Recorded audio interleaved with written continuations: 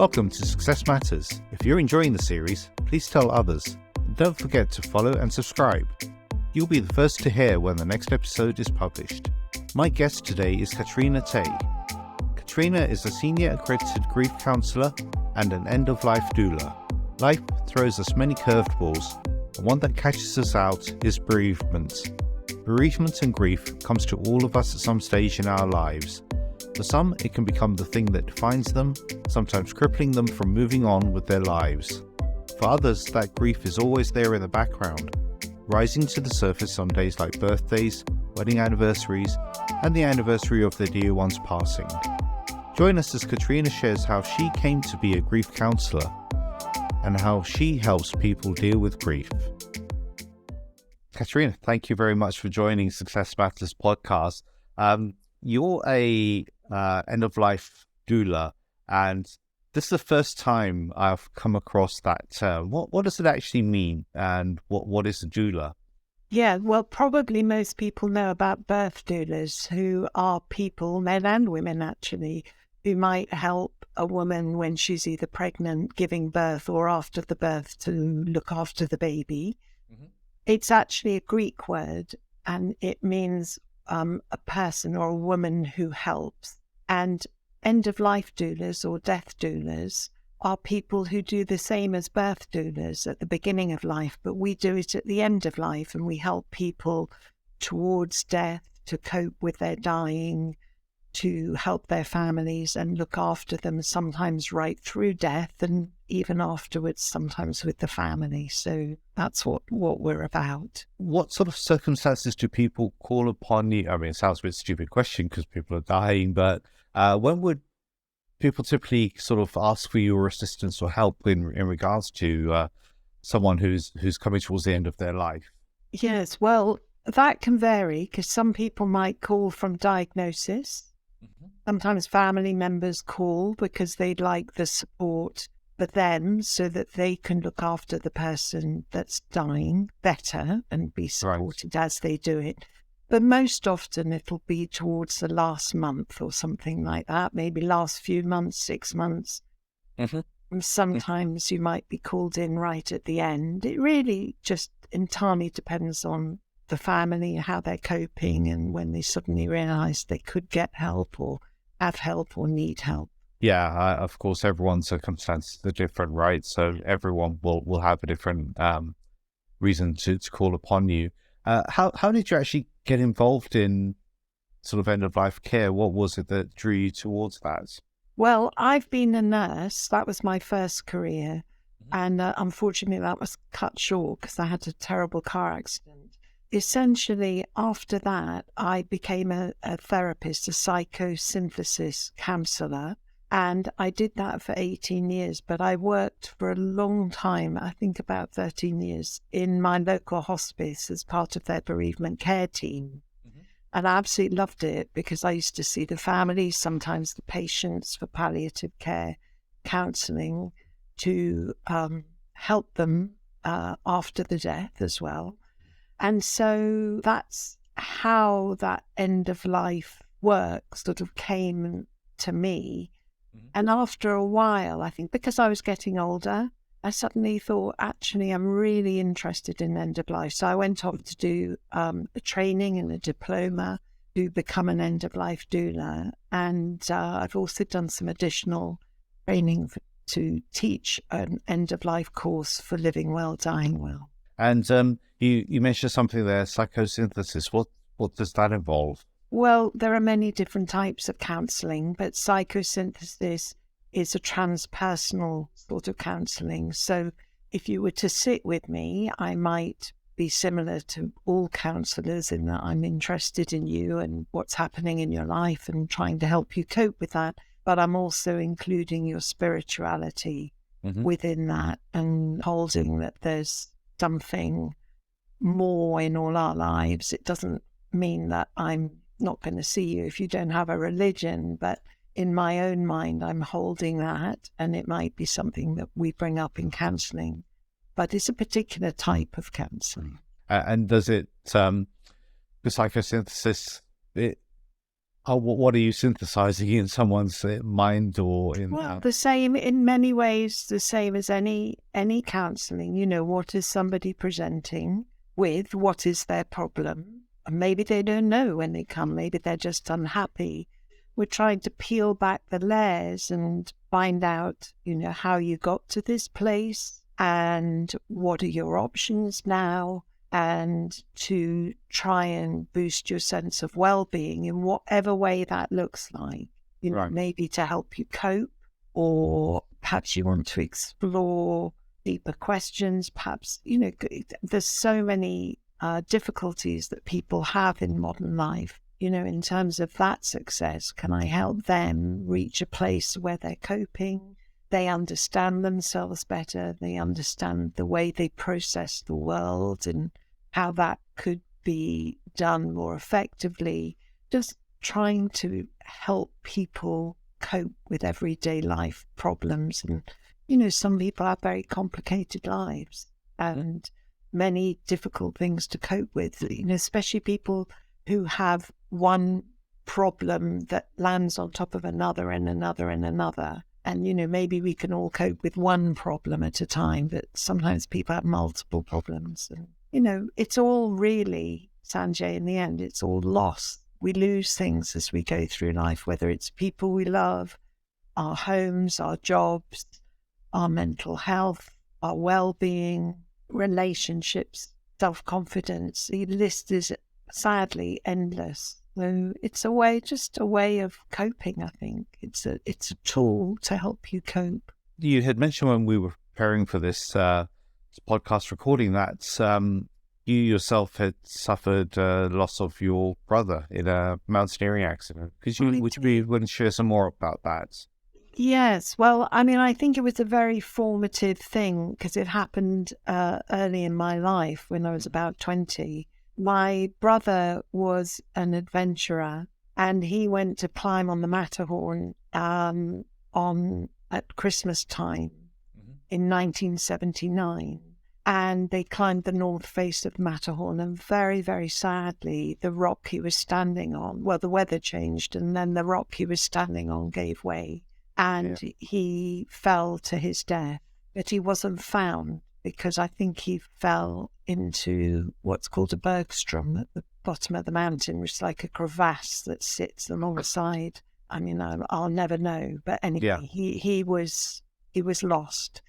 And so that was a very difficult experience for our family and for me and my sister, because we had no body with which to mourn, and we had no story of what had happened, and not a good understanding of what had gone on. And so I think also because my parents' grief was so intense because they'd lost their child, and now as an older person and a mother, I totally understand that.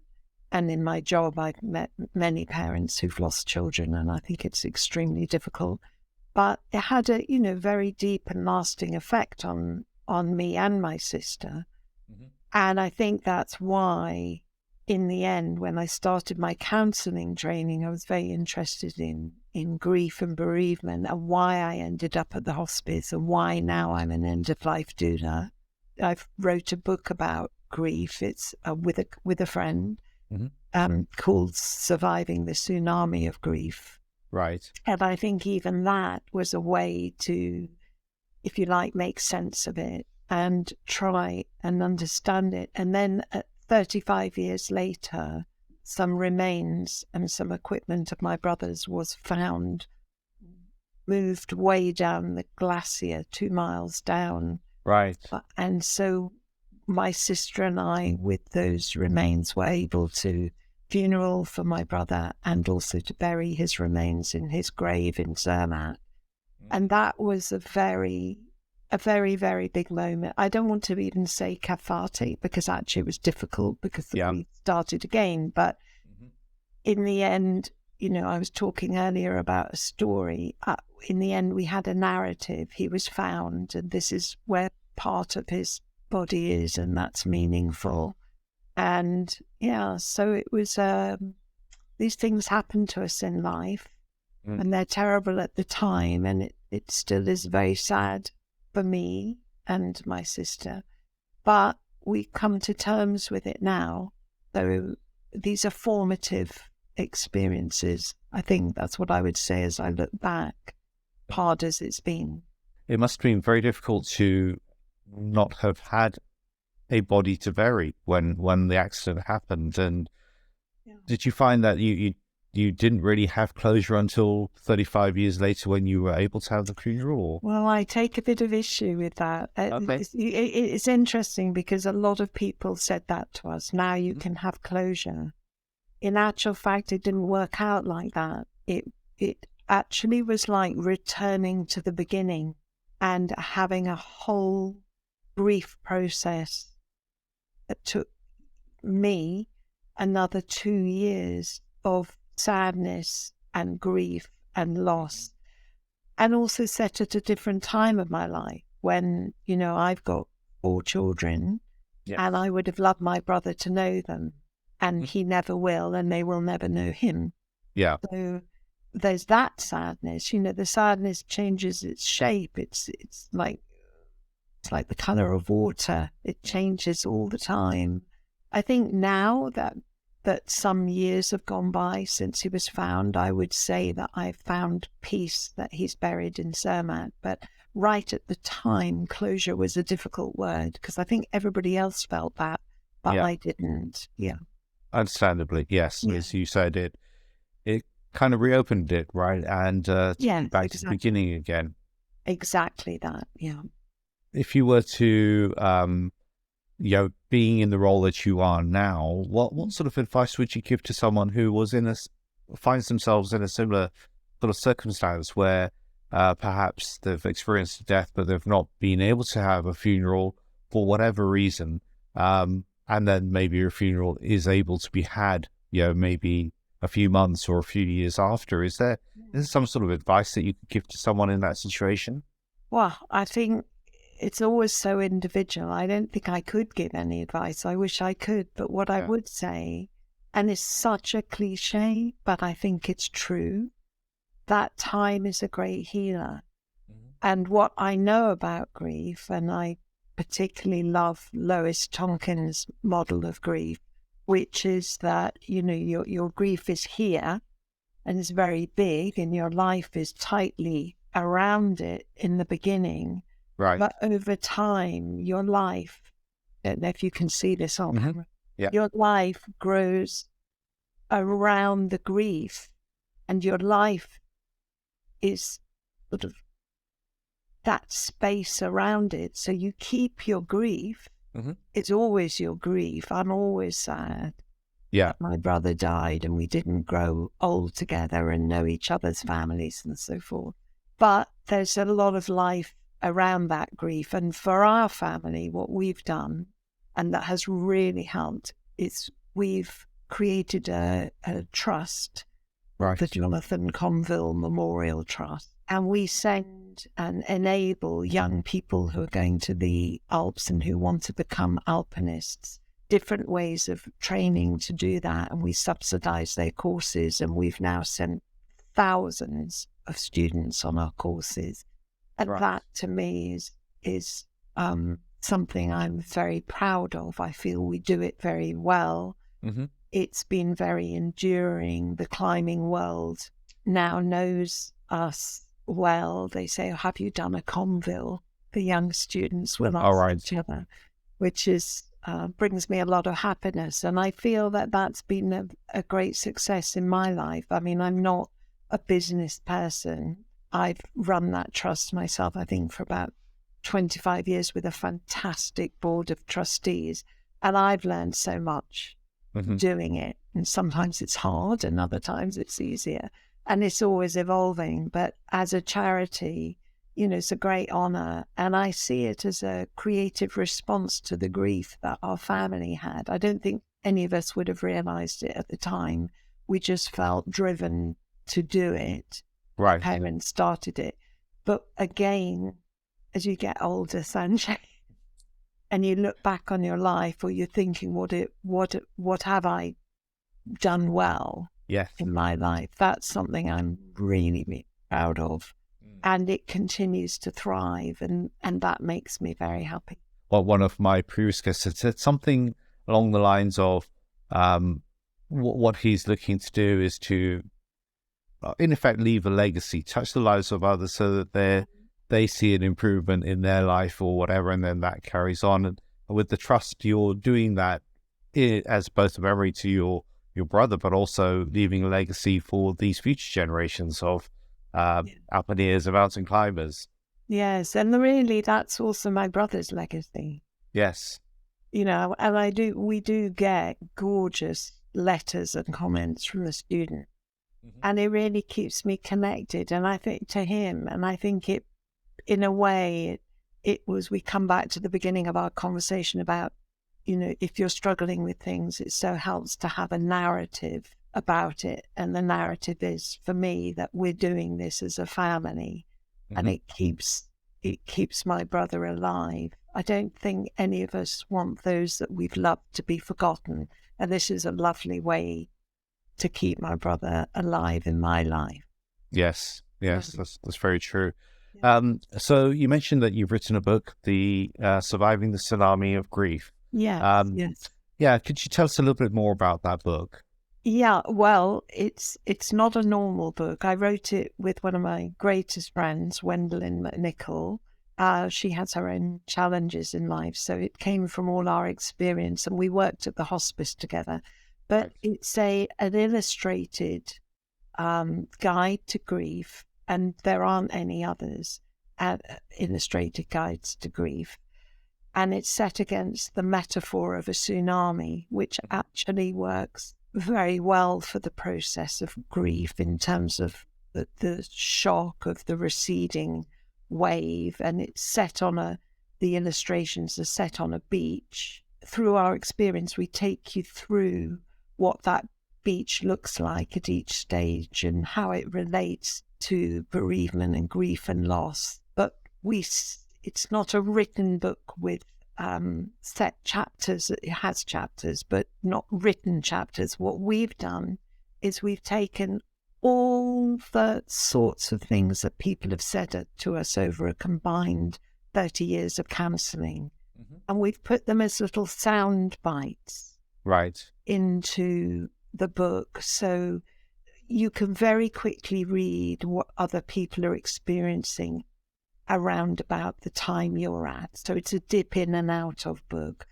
but people very quickly pick up on, oh yes, I felt that. Oh gosh, somebody else has felt that. Oh, I hadn't thought of it that way. Look, that person said that.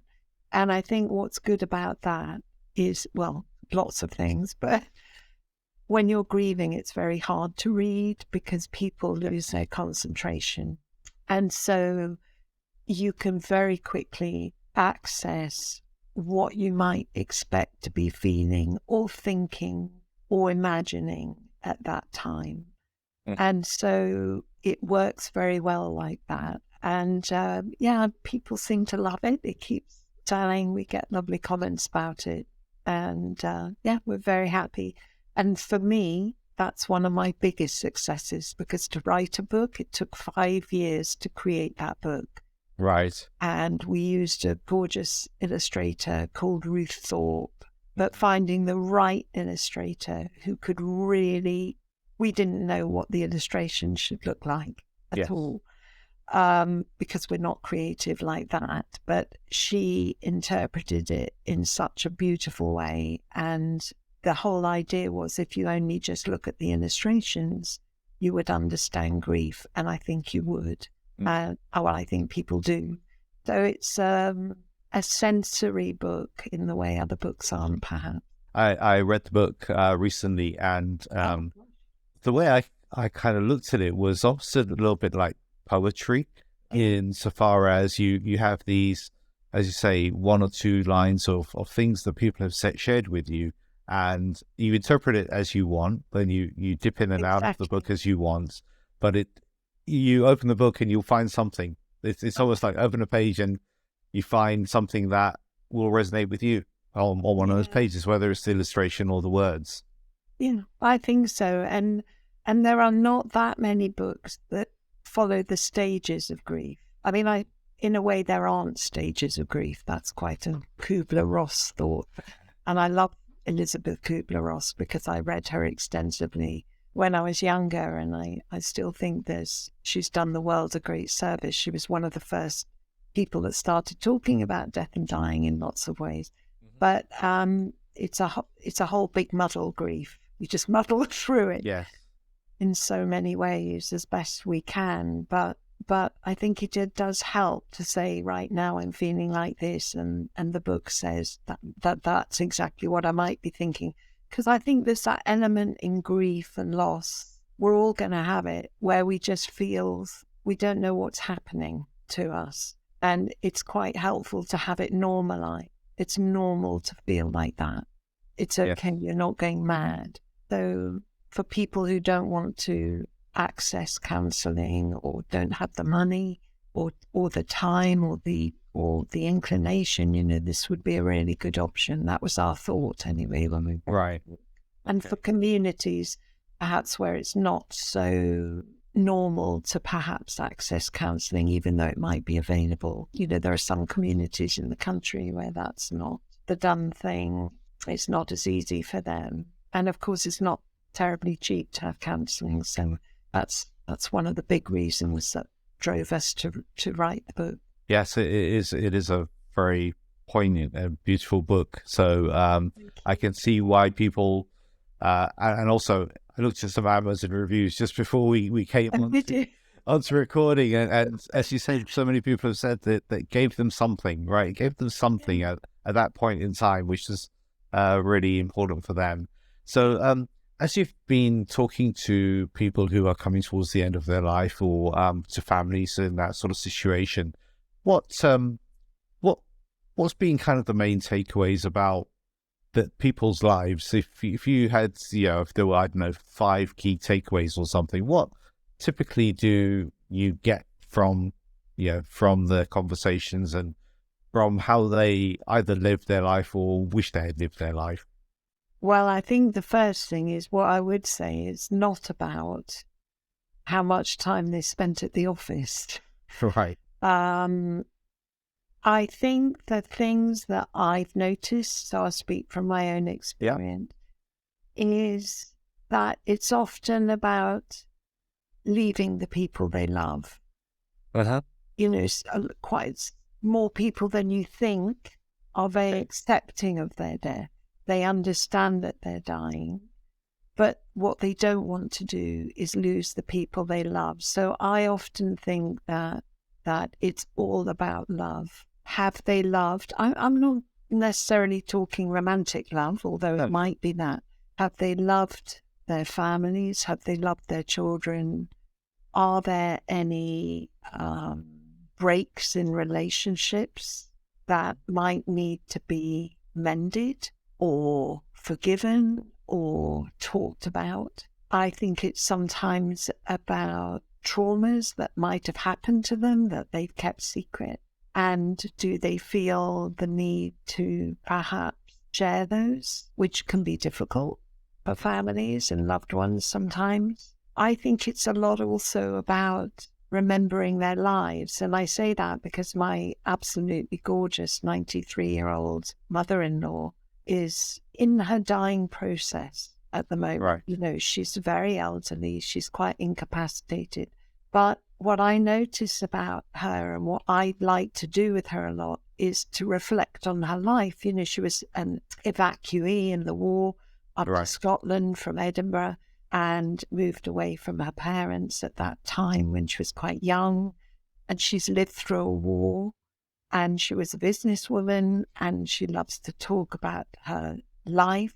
So there's a lot of reminiscing going. And that's a very rich time for people who are dying, if they're able to talk about that, if they want to. To me, Sanjay, mostly it's about love, whether they had it, whether they didn't, whether it slipped away from them, whether they had it again, whether they've loved many people. I remember, it's just suddenly reminded me, I once had a client who'd had 3 husbands and they'd all died of an illness, one or other illness, I forget now. I had asked her, what was it like having 3 husbands, who had died? And she said she just loved them all so much. And they were all completely different, but they had all added such a richness to her life. So again, I guess we're talking about relationship, aren't we? Yeah. Do you manage to maintain relationships? And are there things you regret? And are there things that you're also grateful for? I love Oliver Sacks' little book he wrote as he was dying called Gratitude, reflecting on his beginnings from a Jewish family and also being gay and not being easily accepted into his family, but reflecting on that as an older man, about how that had evolved through his life. So I think it's these key things that have happened to us that we think about, and also what we're going to miss. That's a great sadness for people who are dying. The end of a story, this idea of stories, it's the end of our story, but also how will I be remembered? I think about that a lot. That's what leads me in my life. How will I be remembered by my children and those are my children-in-law, those that they've married, and my grandchildren?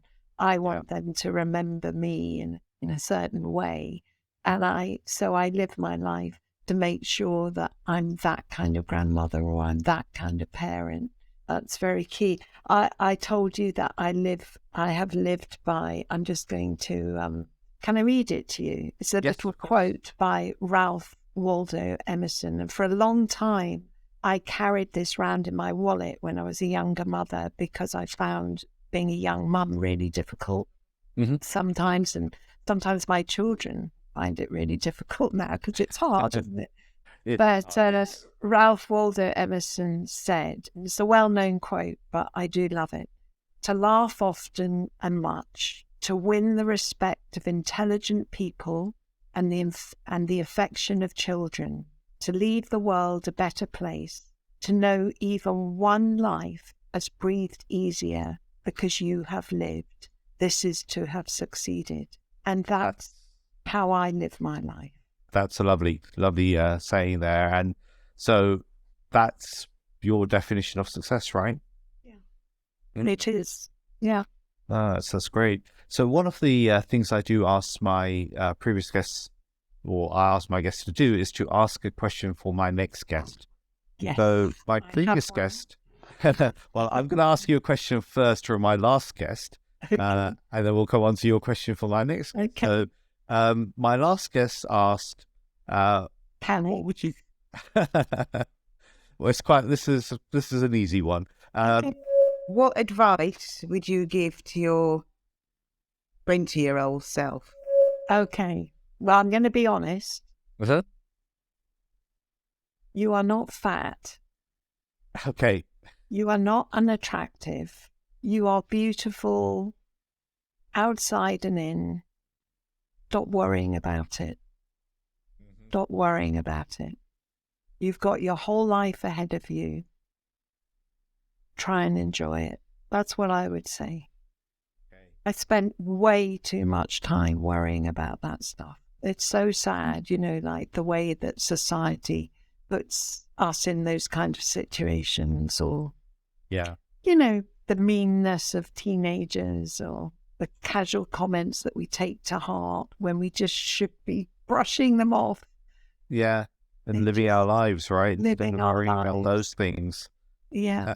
And I suppose to an extent, in the new world of social media, it's probably got worse for people who are, in their 20s now, and you've got all of this stuff being posted on social media that makes it look like you've got to be perfect in all shapes and forms, which probably makes it worse for today's children. Okay. Yeah. So that's very, very poignant. Thank you for sharing that. Do you have a question for my next guest? I do. I've written it down, so forgive me if I look down while I read it. No problem. What do you think those who love you will say about your success throughout your life in your eulogy? That's going to be an interesting one to ask. I'm looking forward to seeing the answer.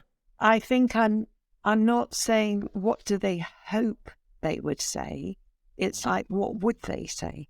Yeah, indeed. And normally I ask the same question back to my guest as to what so I'll ask that question, what will your family and friends say in your eulogy? Gosh, I immediately leap to what I hope they would say. So I'm not I think they would say that I was a really good mum, and that I'm a loving person, and that I've been very kind, and that I'm a good listener. That's all I would want them to say. And I think that's what they would say. And that I've been a good friend to people, both to my own family, but also to my, core group of friends. Yeah. Yes. That's lovely. And I'm sure they will, just based on the brief interactions we've had, both in preparing for this and today now, just from your manner and your tone and the way in which you're, coming across, I'm sure that that's exactly what they'll be saying. Thank you. Well, we've come to the top of our time now, Katrina, and this has been a little bit different to the normal Success Matters podcast that I record, but I think it's really important because grief is something that will affect all of us at some stage in our lives if it hasn't already. And I'm really pleased with what you've shared. I think it will give comfort to a lot of people. There'll be a lot of takeaways that people will take from this. If people wanted to find out more, maybe get in touch with you, what's the best way for them to get in touch with you or to find out more? Well, everything, all my phone numbers, all of that kind of thing are all on our website for our book. So you can find it all on there, which is www.tsunamiofgrief.com. Okay. So that Tsunami of Grief is all one word, is it? Yes, okay. Exactly. Perfect. So we'll point people to that as part of the podcast. So that is me to say just thank you very much for your time, Katrina. It's very welcome. Conversation. Thank you. And thank you for inviting me on. It's been really interesting. Great. Thank you. If you'd like to find out more about how you can find your success, contact me at info@successmatterscoaching.com. That's info@successmatterscoaching.com.